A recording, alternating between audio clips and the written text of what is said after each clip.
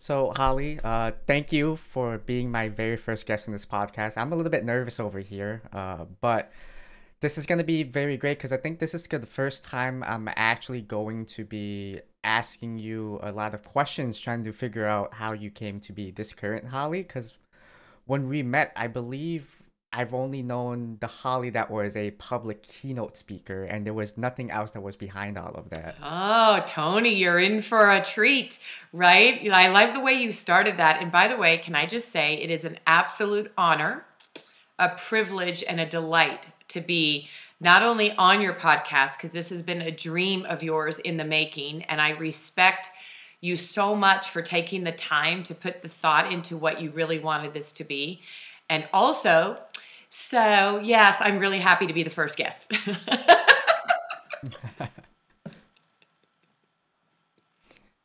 So I know when I refer to you in terms of what you do, I always call you a public speaker. Is that pretty accurate, or is there a very specific way you would frame yourself? Well, first of all, I think that works, but to give it a little wow factor, but to also say thank you for not calling me a motivational speaker. And the reason that's important is that goes way back to the beginning of this whole journey of mine. But I've always had an issue with that because motivation is intrinsic. So you can't Mm-hmm. motivate human beings, but you can inspire them to find it within themselves to want to be motivated. And that's a really important distinction for me. So I always like to think of myself as I'm blessed, Tony, to be a messenger and be an inspirational speaker around the world. So that's kind of how I say it, but at least you didn't say motivational. Yay! Yeah, that's funny you say that because a lot of the times when people ask me how do I get all this motivation to do everything, my answer is I don't really run off of motivation because that comes and goes way too sporadically for that.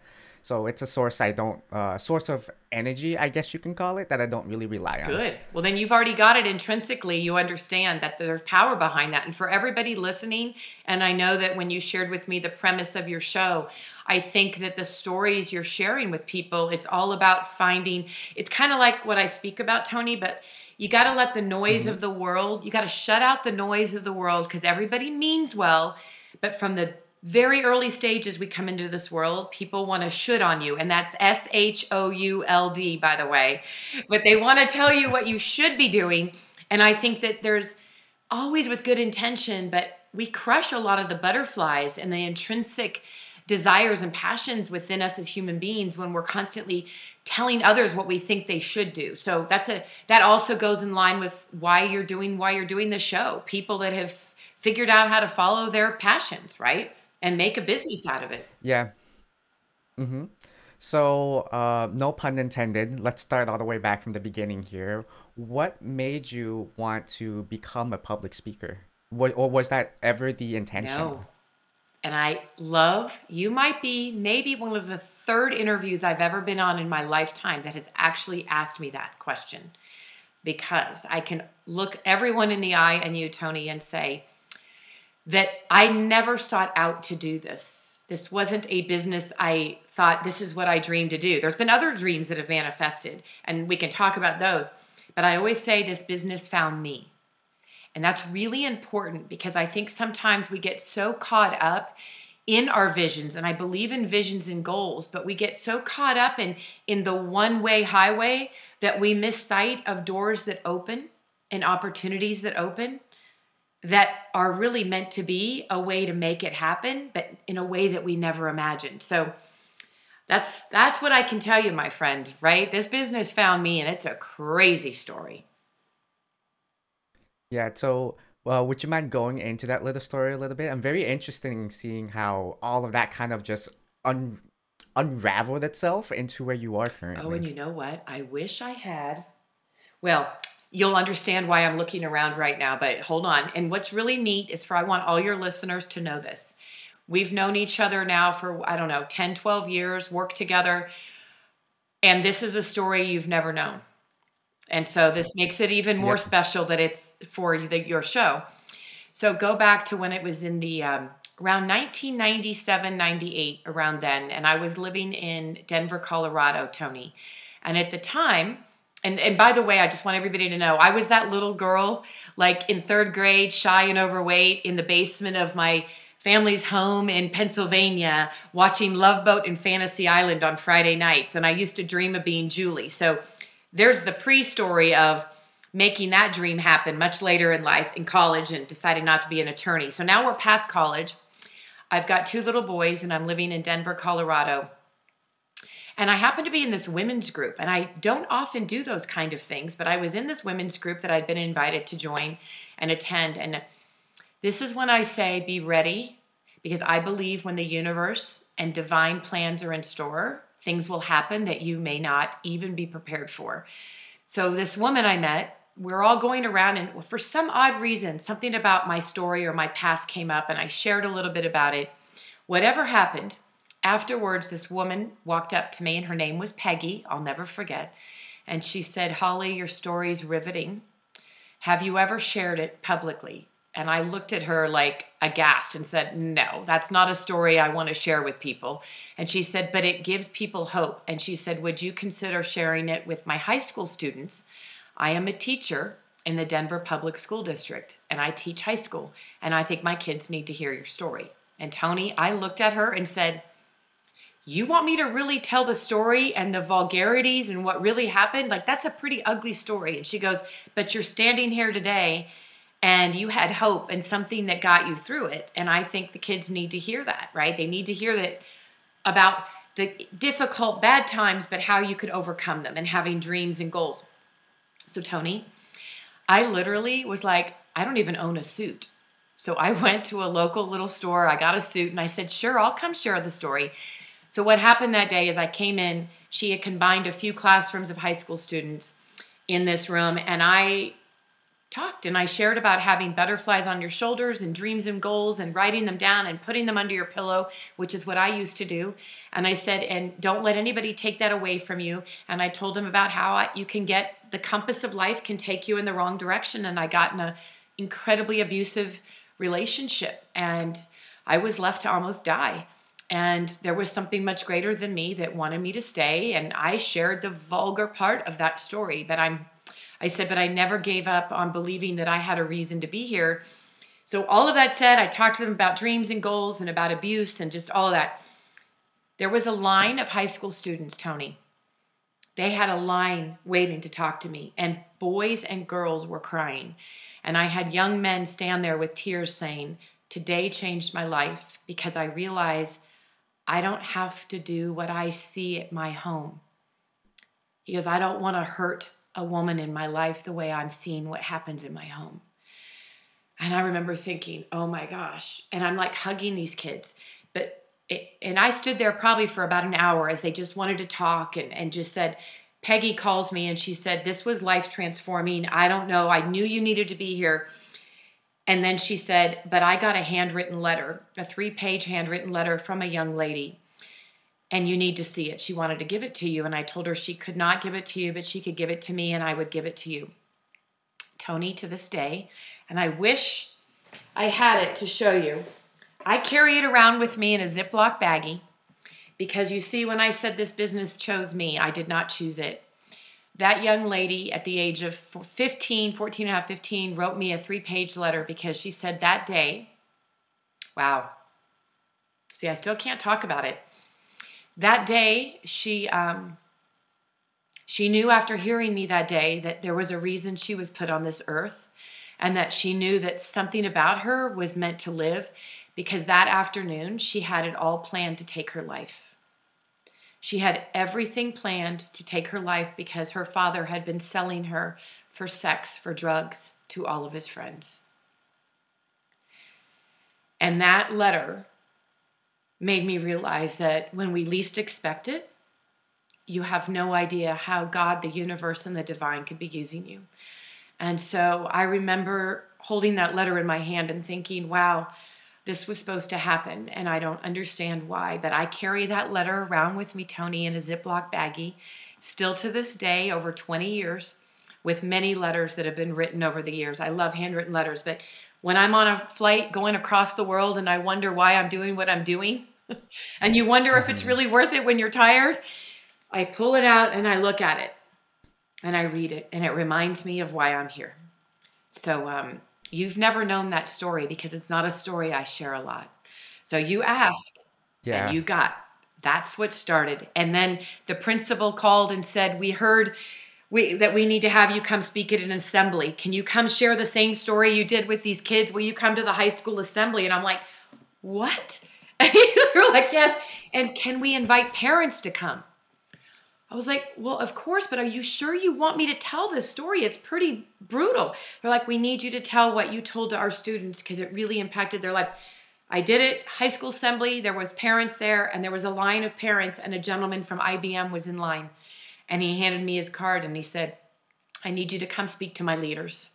And I go, "What?" He said, "I need you to share your story because we're always talking about professional development, but this is real human stuff." And that, my friend, catapulted my life into a way I never imagined. So that was just the beginning of 20 plus years of doing what I do. Wow, that is an absolutely insane story, and I really appreciate you sharing that too. As you were just telling me, I'm like getting chills.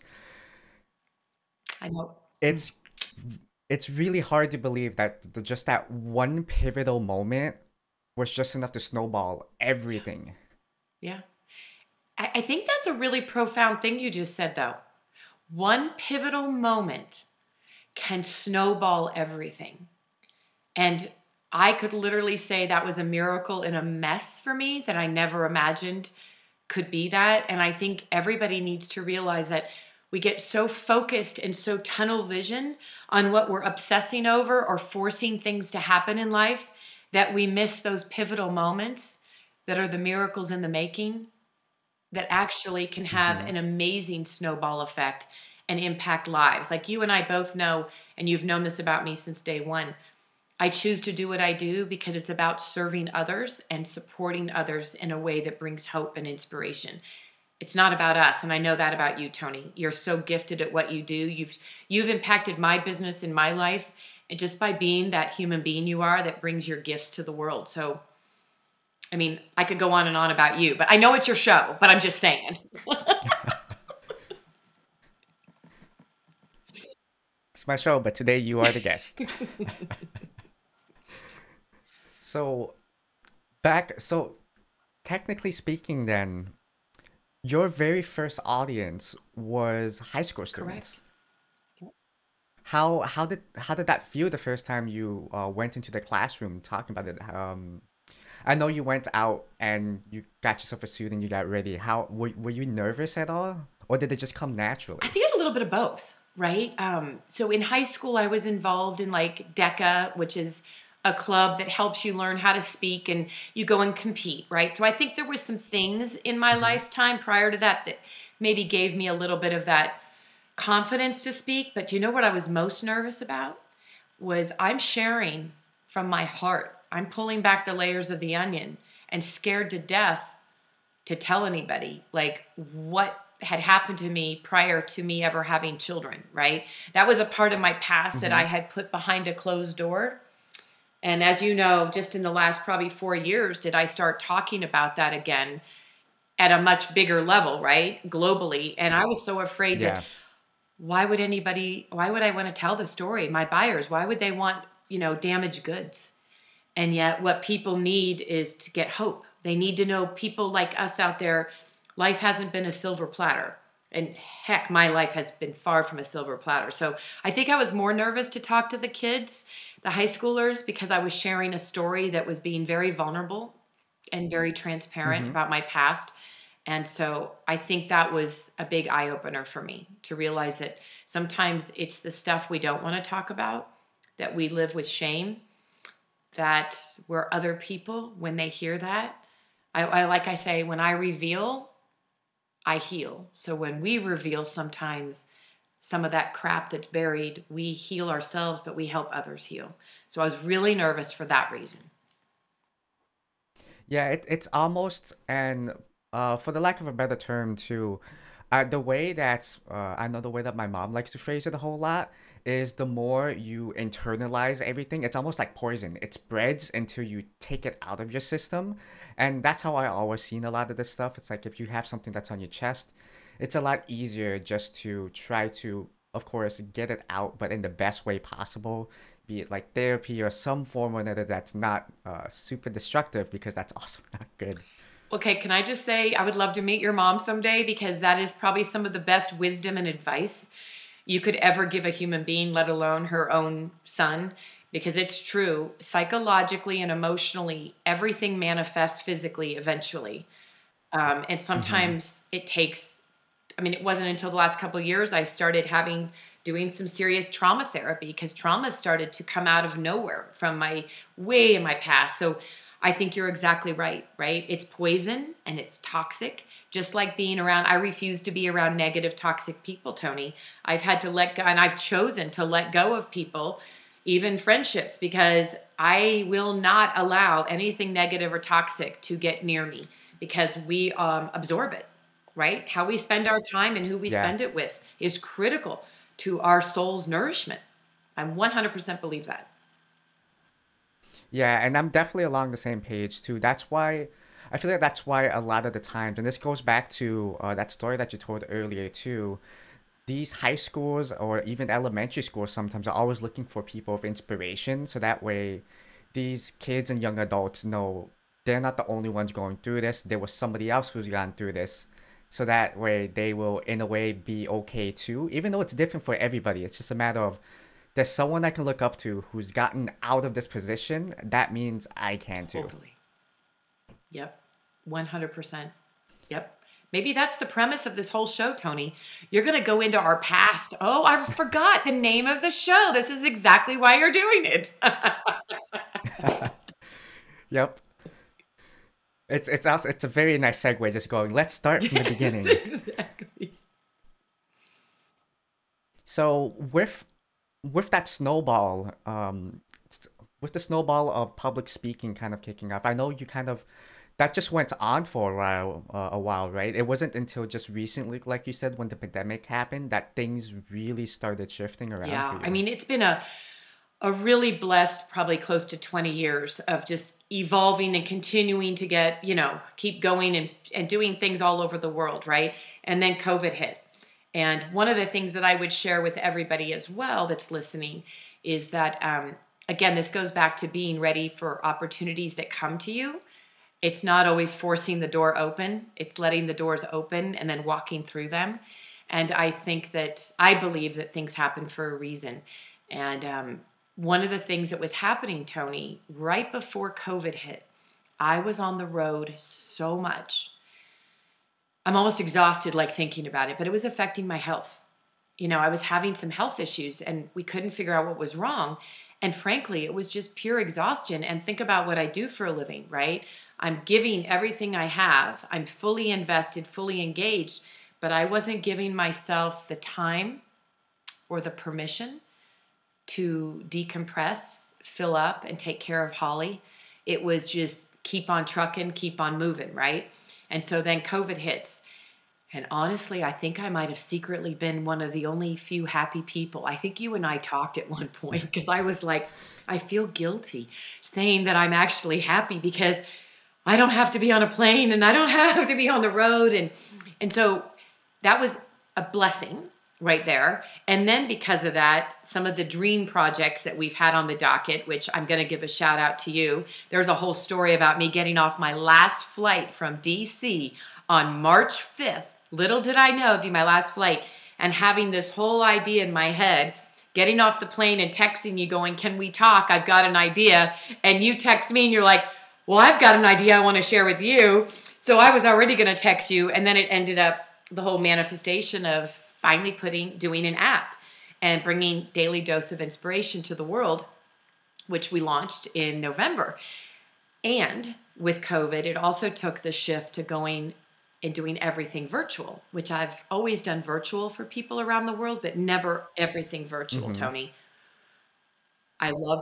Yeah, I feel like there was always a little balance between what you did, and then when the pandemic hit, it was 100% virtual. And I remember this because you were always talking about your equipment and your setup. Yes, totally right.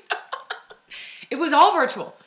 So then that was good for a while. And then it's like, okay, I'm really I can see you right now, But you know, my big thing is I love to see people's eyes, their hearts, their minds, right? I love to be in a room, whether it's a boardroom. I've been in many boardrooms for the executives of many global companies and firms, and I've been in ballrooms of up to 5 to 8,000 people. So it doesn't matter the size. It's I love to be with people and see what's happening in their hearts and minds. So all of a sudden now COVID, and it's all virtual, and I'm looking through a screen and having to do like chat boxes, and I'm like, okay, now I'm really dying, because now it was like, and then a lot of clients, I mean, as you know, there's been a lot of changes in the climate for a lot of companies. People had to do big layoffs, a lot of budget cuts. So here's Holly doing what she does all over the world.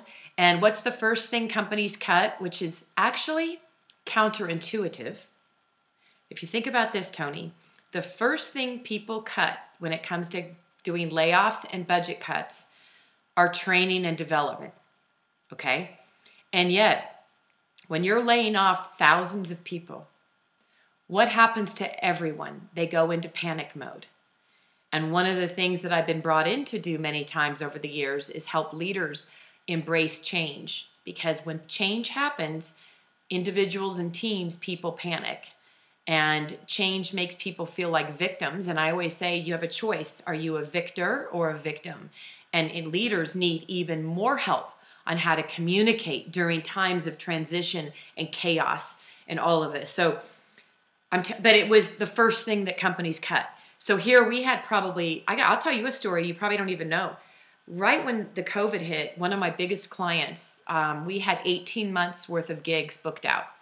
And I have clients that book us, right? Wow. Like I've had clients, we have no speakers bureau. I have no agent yet. Doesn't mean I won't someday. Yeah. You mean like 18 months booked in Yes. advance?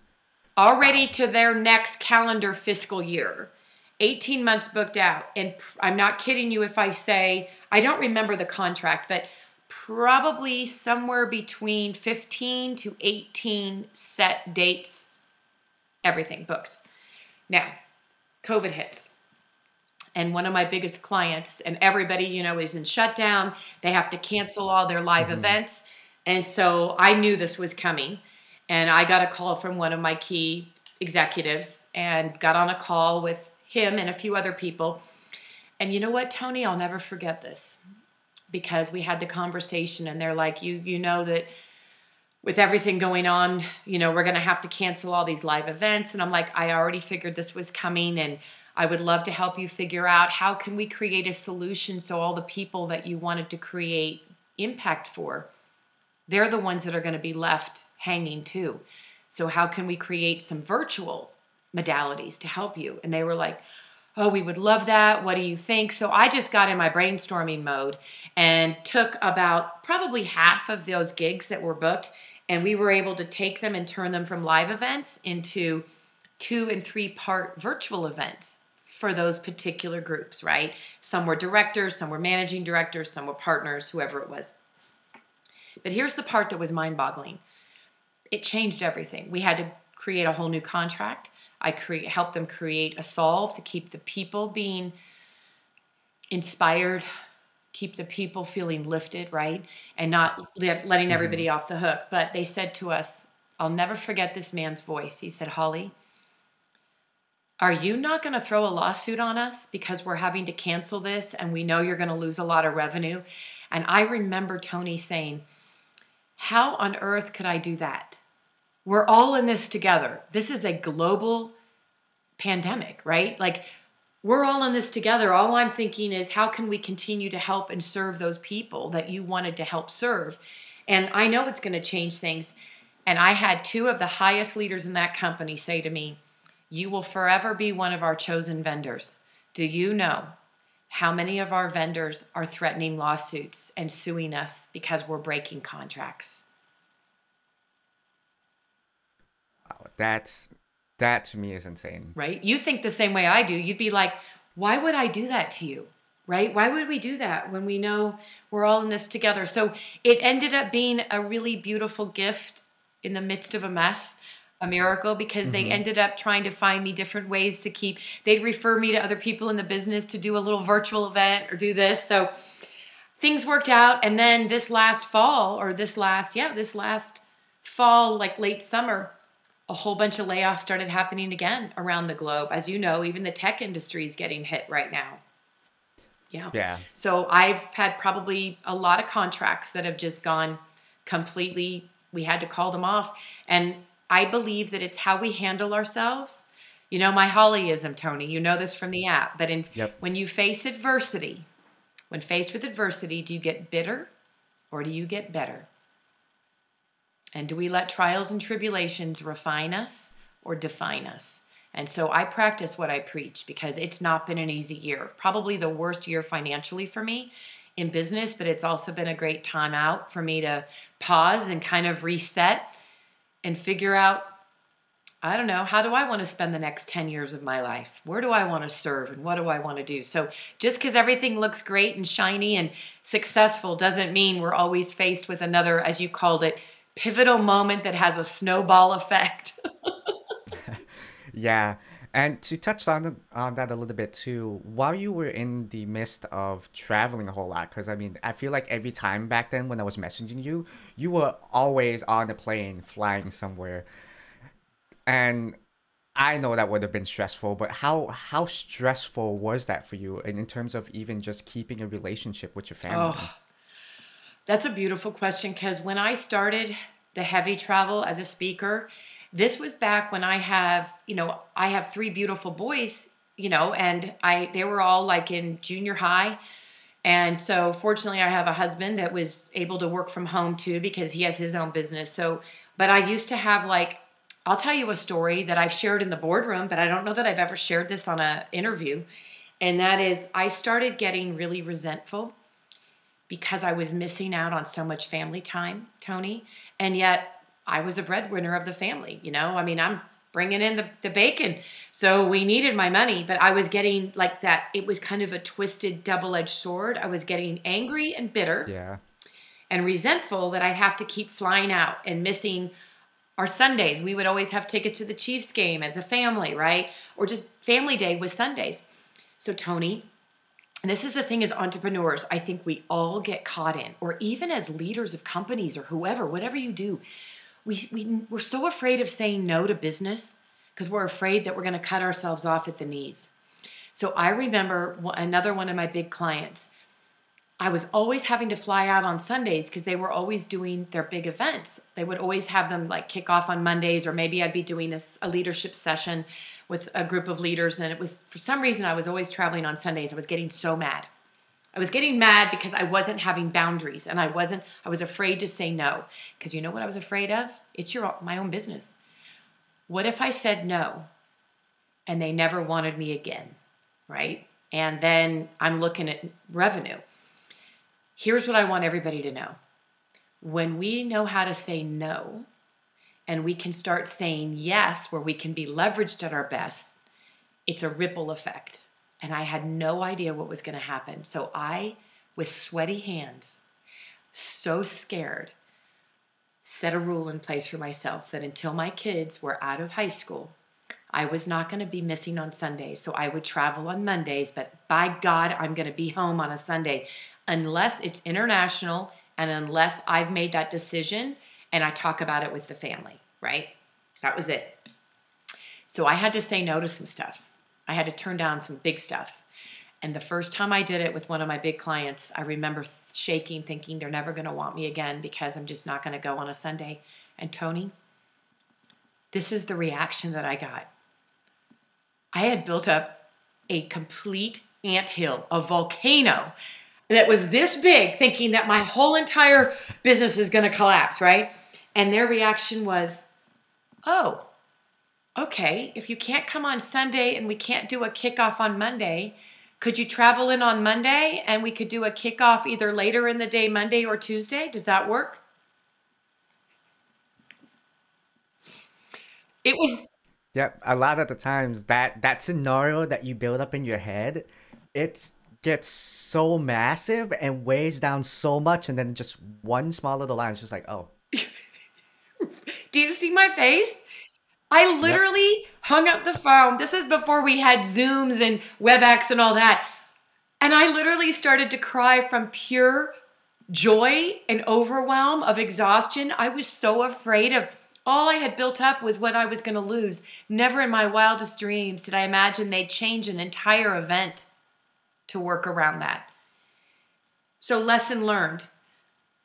It's always a lot easier than we think. And as entrepreneurs, have values, and hold boundaries to your values, because it's amazing how that ripple effect can happen. And I never lost any business. It was amazing. Yeah, I think my first time saying no to any sort of contract, that was the first time was always the hardest time, and then just kept getting easier. But I don't know if you feel the same way about this, but ever since that first hard no, the yeses that come after that starts being a lot more confident. Wow, that was another. We need to tweet that, Tony. Tony, that was huge right there. That the more the no's. Wait, how did you just say that? Every time you say no, there's a lot more yeses that follow with confidence. It's like purging and releasing all of the ickiness in our life. And it's not just paper clutter, it's mental clutter, it's spiritual clutter, Mm-hmm. right? It's emotional clutter. But when we get rid of it all and we start purging, we are opening up to a vacuum of goodness that can happen. So just like you said, those no's opened up to a bunch of yeses. Whew, so true. Yeah. Mm-hmm. Yeah. Yeah. So how how is it I know with the wave of COVID and everything, with all of these contracts being canceled, how are you positioning yourself now, and how do you feel about everything going forward? Because I know recently the website for you has been also redone to show a little bit, I don't want to say a little bit, to show a lot more of who the current Holly is. And it took, I want to say it took those 20 years that you were doing public speaking to even get to a point where you kind of start feeling a little bit more like who you are now. And you, my friend, whether you realize it or not, were a really big instrumental part of that, because you were always behind me, nudging me, going, so when is that I keep hearing you talk about what you're really passionate about, and yet we don't see that. And we'd have clients say, I don't see that side. They'd hear me speak, and then they'd go show my website to other people and go, well, it's all looks great, but where's that Holly that just made us want to jump off of a cliff, right? And and yet what was funny, Tony, is that I kind of have finally realized I'm doing what I'm telling other people not to do, but I keep feeling like I need to be this person that shows up, like all buttoned up and perfect, right? But I always say you don't have to be perfect to be Mm-hmm. priceless. And my biggest passion, and you just said, and you have been so instrumental in helping me, saying, let the real Holly come out. So to everybody out there that's going to see this podcast, this is the real Holly. I'm going curly. And thanks to my amazing, amazing gifted friend, Allie Craig, who is brilliant at branding people. She has helped me say, it's time to let go of the old too. So between you and Allie, Tony, and a lot of other people, I'm coming out. I'm very spiritual. You know that. And people even in the corporate world would hear me speak and stand in line and go, I don't even go to church, and you didn't even mention God, but I feel like I just got inspired to want to go do something like better than I ever imagined. And I'm like, I'm very spiritual, and I believe that there is a divine plan for all of us. But so I'm really coming out with this now, that we talk about the IQ, the EQ, and now it's the SQ. So IQ is intellectual IQ, emotional intelligence, and your spiritual intelligence that they now know we have. And so I've just wrapped it up, and I'm going fast and furious about your DNA. What's your divine neuroacuity? I'm bringing it all together and helping leaders and empower themselves to say it's time to stop leading from the head and lead from the heart.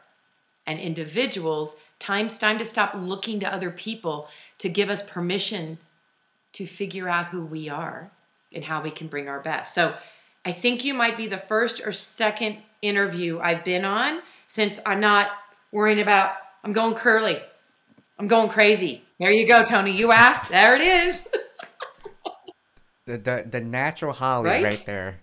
And it's funny too, because I remember for the longest, every time we talked about showing more Holly on the site, I feel like every chance I got, I snuck into the chain of messages you have. Holly, we need new photos. I We know. need new photos. You did. And for a while, I remembered even after that initial photo shoot that you did with Ali, you felt very. I don't know if this is the right words that you actually said. It was a little bit hard for you to kind of get out of your shell and start sinking into that. I don't want to call it vulnerability, but it felt like you were trying to break free, and it was starting to show a lot more in each of the photos that were being You taken. you you actually just said it so perfectly. I was being incredibly vulnerable and trusting trusted people that I believe see the best and want the best, right? So that was a big leap of faith. It was stepping out of fear in faith. And the big surprise is, she hired an amazing photographer and they planned. I was all a surprise for me. I had no idea where we were going when we got to LA. And I'm telling my favorite shots are still the ones from the very first place they took me. My eyes were closed and they said, close your eyes. And it was in front of a wall, a love wall. And I've always said that's my dream, is to be a minister of love, right? Last year I got to make that dream come true because I honestly have always thought I wanted to do that, but my halo rusted and fell off a long time ago. So I just, but it was the love. I just went wild and I'm like, this is it. So I'm learning how what do I want to say yes to moving forward, and what am I going to say no to? Because I've already just turned down some work that's just not aligned with Holly being the real Holly, the real me in 2023 to make a difference in people's lives, right? So and I know Mm-hmm. that you believe in this wholeheartedly because you're right. You kept going, so when are we going to get new pictures? When are we going to do this so that we can actually make this announcement? So for everybody out there, go to the website because Tony, I'm sure, will put it in the blog and everything, but you'll get to see the new me in 2023. And Tony was a big part of making this happen. So Yep, and I believe the URL is hollydowling.com. I would definitely put that in the description for everybody too. So going forward now then with 2023, is your plan to do more public speaking, or are you gonna cut that back, really get a chance to get an overview and start planning ahead instead of continuing along with what you're currently doing? I think it's a little bit of both of what you just said, Tony, because I feel like I'm still going to be out there doing what I'm passionate about, but I'm going to do it with a lot of boundaries. And I'm going to do it I'm Okay. not going to ever end up being an exhausted banshee on the road, right? Traveling all the time. I'm going to be really picky so that I can take care of my soul and my body and my mind and my everything in the process. But I'm also going to be doing my book and I'm going to be the uh, first published book of the Notoriety Network's publishing house for the year. So I got to get my butt in order, Tony, because I've been doing a lot of audio. I don't write, but I'm transcribing. So I'm taking a lot of what I've always done with Extraordinary You, and we're going to do the first book. So that's the project on the docket. And now that I made myself accountable by telling you, now I've told a lot of people I have to get it done. Yeah, it's okay. That can be another follow-up Right? We episode. should do that, right? And then that way you can call me out and go, well, did you do it? Well, think about it. When you had a Well, dream to do this podcast, Tony, like how long has this been a manifestation of you planning this? Like realistically, when did you first tell me you were going to do this? How long ago? oh man, I it had to have been at the start of when all of the crazy COVID stuff Okay. happened. So maybe almost 2.5, 3 years ago that you started thinking about doing it. Yep, it was just a thought that was percolating in my head, and then it's like an itch. It's there, but you're trying to ignore it. And then once you start scratching it, it was just like, oh, wait a minute. Yeah. Then everything, kind of like I told you, snowballed. And it did. And yet it just keeps coming together. Like last summer we talked and you're like, we're moving to a different place. I'm going to have an amazing studio, right? Like everything had to be lined up. And it's kind of like what we're talking about. If people could really understand that when we stop forcing, picture the visual of forcing yourself to swim up a river. It's exhausting. It's absolutely exhausting. But when we change the energy, lay back on a raft and go with the flow, that's when magic happens in our life. Because that's when we are in, I believe, our ultimate DNA, your divine neuroacuity. I think that when we are forcing so much to happen, we're going against the divine of who we're supposed to be. So that's kind of where I'm at right now. Like you just asked, I'm also passionate about being a spokesperson for, I just believe that when I'm passionate about something, Tony, I'm so passionate. I want to scream from the rooftops. So I'm open. I don't know what that's going to look like. I have no idea what that means right now. But you asked what's next. I'm putting it out there. Yeah, and I mean, I think that's the most exciting part about doing this sort of thing half of the time. Once you've been doing it for so long, everything is kind of like a strict routine. Once that routine breaks, it's like, oh my gosh, what's next? And all of a sudden you have everything Yeah. open. Yeah, just back to what you said about the no's. When you start saying no, there's so many yeses that come. And now, and you know that you've experienced it because you're like lighting up when you said that. Like, I totally agree, 100%. But it doesn't mean it hasn't been with skinning our knees, falling down. Like, having your own Mm-hmm. business is not for everybody. I think there's a lot of people that it's better off to be in an 8 to 5 job with security. But if you're an entrepreneur in spirit and you know you have that in you, it's gonna be a roller coaster, right? But some of us love that roller coaster. Yeah, some of those moments really make up for all of the least favorite moments that we've had. But since you also mentioned how running a business isn't for everybody, when there has to be a point, I'm pretty sure. So when you were starting out to speaking stuff and started forming the business, was there a moment when you felt like this just wasn't the right thing? Huh. I can tell you that there was a few moments. Let me tell you a story. There was a few moments when I thought, I'm never going to do this because there's no way I can do this again. And that's because I had gotten myself a niche doing these 2 day intensive sessions with hand-picked leaders. It's a big company around the world. And this goes back years ago, Tony, when things really started to catapult, right? And I was doing a lot of, instead of just being big speaking on stages, I was doing a lot more intimate sessions and like facilitating 2 day events for leaders, right? And I remember, Tony, being in this group of very egotistical human beings. I can't remember I was on the East Coast. I remember I was on the East Coast. And I remember they were so challenging and so difficult that I went to my hotel room that night. I kid you not. I remember the suit I was wearing now. I can remember the jacket I was wearing. I laid down with my face on the pillow. All I did was kick off my shoes. I was like this on the pillow and I cried my eyes out and thought to myself, what the heck have I gotten myself into? I don't even want to go back to these people tomorrow. And I remember rolling over and just praying and saying, if I'm supposed to be here tomorrow, then give me a sign, because if I can just get through tomorrow, I'm never doing this again. It was the people, right? It was like they were just, I wouldn't wish this on my person, whoever I dislike. I don't even have anybody, but I'm just saying it was that bad. It pushed me to all levels.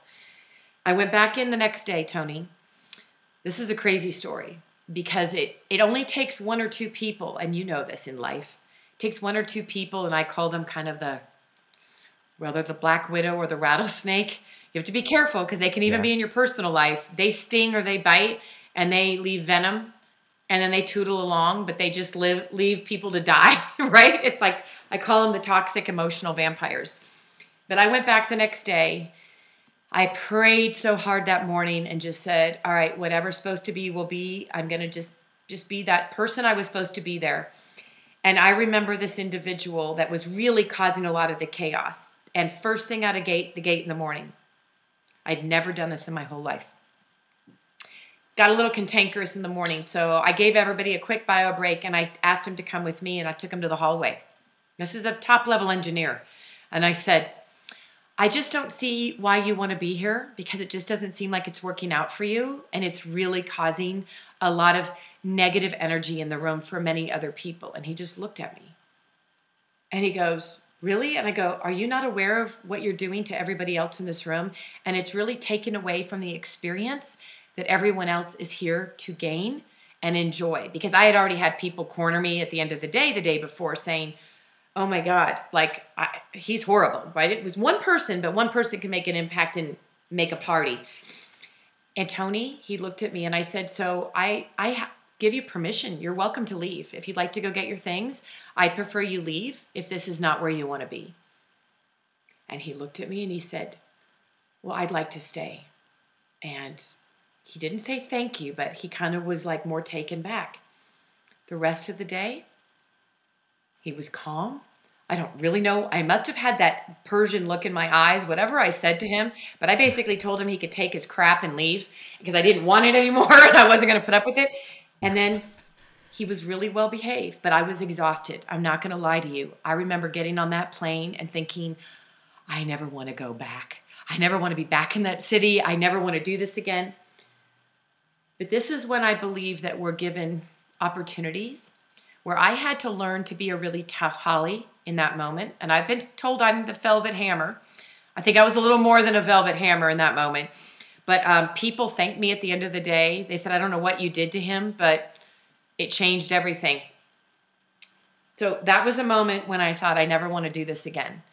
But for some reason, that afternoon, I got on that plane and I thought, all right, there was a reason I was supposed to do this. And maybe I'm just supposed to own it when I'm in a room and people need to have a good experience.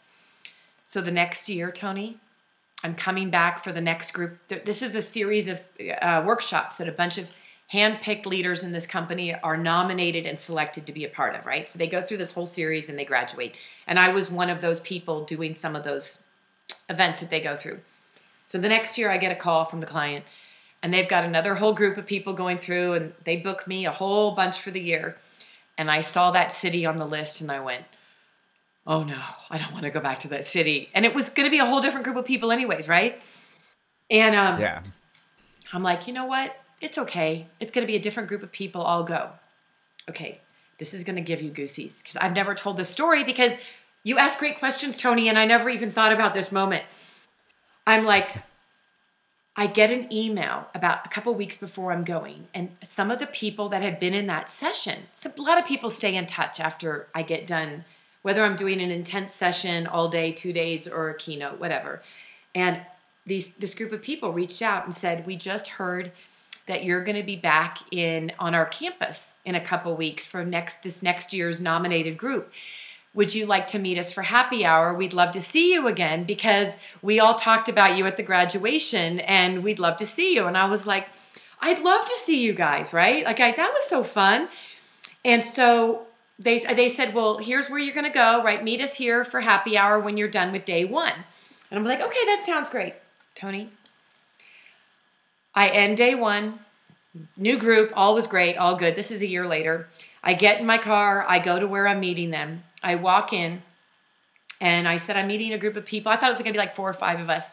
In the back room, they had everybody but 2 people, I think. So it was about 25 people. They had thrown a surprise party for me as a thank you. Look at me. And they said, do you know who planned this? And he stood up and he said, you're the first person that ever called me out on my behavior. And you did it with love. And I want to thank you because it woke me up and I've been different ever since. He's the one that planned the entire get-together as a surprise, as a thank you. That is amazing. And it also goes to kind of show to, you can tell somebody the same message multiple ways and all the outcomes is going to be different depending on how you approach it. Totally. Yeah. So yes, you asked me, has there been moments when I thought I never wanted to do this? Heck yes. But had I stopped or had I walked away and not followed my heart and handled it the way I did, I never imagined that a human being's life could change in a good way, thinking there was nothing good that would come out of it, right? So, yeah. Yeah. What you just said is almost exactly like the visual finish line. Some people give up when they're almost there. They don't see it, but they're just one step over the line. And I feel like this is one of those cases. Had you walked out on that room and decided to not return, I feel like that pivotal moment wouldn't have inspired you to kind of start doing a lot more of what you're doing. And I haven't thought about that story. in so long because you just asked me a question that just made it. I'm sitting here going, wow, like I need to remember these moments as well. As I'm starting with a clean canvas right now. And just going, what am I going to do next, right? What do I want this year to look like? So you just brought a great moment back to me. So thank you. That's Yeah, amazing. love it. Love it. Well, you're a darn good interviewer, Tony. I think you might have found another calling. Maybe. As it's funny how nervous I got during the start of all of this, even though we've spoken with each other for quite a long time. But it's starting to naturally flow, which is weird over the span of just one episode.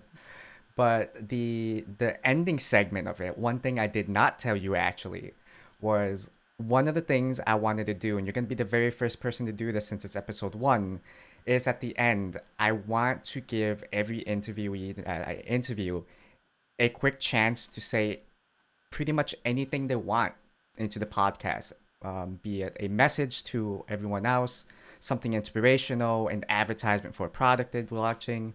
So, what would your final words for this podcast be? Ooh, I love the ending. And I love that I didn't know that because people would overthink it, right? And go, so Mm-hmm. first of all, the first thought I had, Tony, was doing exactly what is I'm telling people not to do. Well, what should I say? Heck no, I'm not going to say that. I'm going to just say, go to the website, hollydowling.com. Know that what you're about to see is the manifestation of my heart and soul starting to let go of feeling I have to fit into this world. I want everybody out there to know that I've spent most of my life shutting down my spiritual side and my spiritual gifts because I've been told that's not the right way to be, or don't think that way, go this way. So I am just done with all that, Tony, and I would love for everybody, reach out if you're still wondering. It doesn't matter. We're never too old to dream again. You're never too old to find and discover the gold in who you are. And you have all the permission in the world. You don't need another soul to help you figure out what your soul's highest calling is, and your DNA. And I'm talking spiritual DNA. So please reach out to me. And thank you, Tony, for that, because you helped me create a daily dose of inspiration. We have the app, the Hollyism app. We got all kinds of things going. But just know you're amazing. You're enough just as you are. And stop trying to fit in. I love to say this life has been a gift given to us. What we do with it and how we use it to help others is our gift back. So thank you. That's it. Thank you so much, Holly. Love it, Tony. You're awesome.